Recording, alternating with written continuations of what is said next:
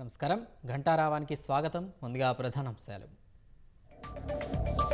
Neat పరీక్షను రద్దు చేసేది లేదని తేల్చి చెప్పిన కేంద్రం. పారదర్శకంగా పోటీ పరీక్షలు నిర్వహిస్తున్నామని అఫిడవిట్.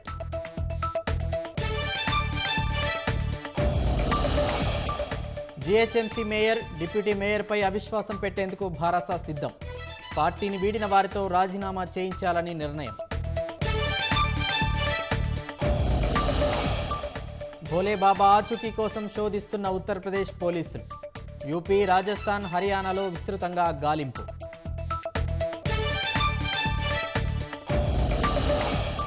టీమిండియా పరేడ్లో అవాంఛనీయ ఘటనలు.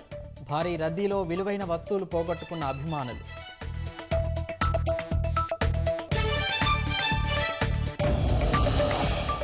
వినియోగదారుల డేటా హ్యాక్పై ఖండించిన ఎయిర్టెల్. ప్రతిష్ట దిగజార్చడానికే కుట్రవని వెల్లడి.